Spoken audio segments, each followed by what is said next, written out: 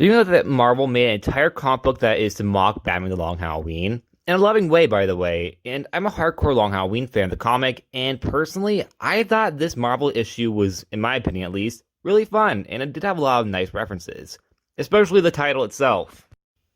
What am I talking about? I'm talking about a one-shot from 2009 called Spider-Man the Short Halloween.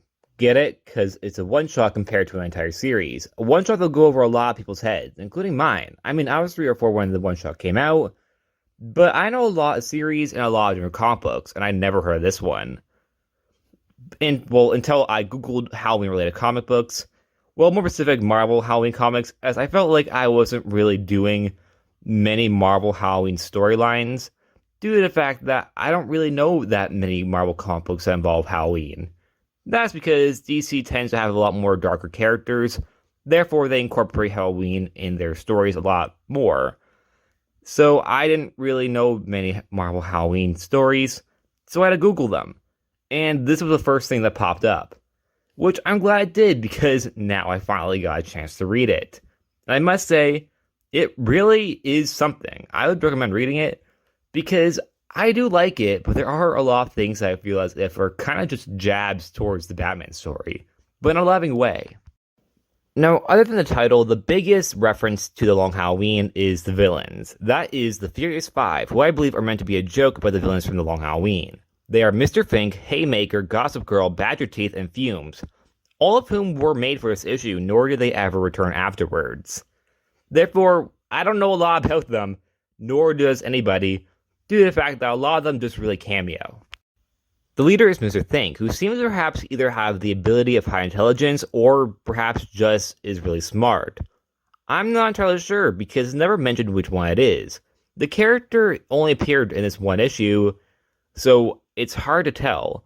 The character's whole thing involving smaller heists due to Halloween and wanting like chaos, I believe makes him perhaps a Joker doppelganger, but far, far less effective. Fumes is the member of the team that's given the most to do, pretending to be in a Halloween costume in order to fit in a Halloween party that he's committing a crime at, which is actually pretty smart when you think about it. His abilities is to use fumes to mess with people's minds. However, it's unclear if that is a power of his or if he has technology that does that for him. Like I said, this is their only appearance, so a lot of things are made unclear. He is a clear reference to Scarecrow. Gossip Girl, probably one of the members that does the least in this issue, but we do know what her powers are, and that is to control people by biting them, making her a Poison Ivy reference, changing the kiss of death with a bite, which I guess kinda makes sense. Although I feel like Poison Ivy could also control people if she bites them due to the fact that it's really just her toxic lips. So if she bites them with her lips down, wouldn't she still control them? I'm thinking too much into this, aren't I? Haymaker, this one is really just a cameo, but what really confuses me about him is the fact that like Fumes, he's also a clear reference to Scarecrow. So why are there 2 Scarecrows in this group?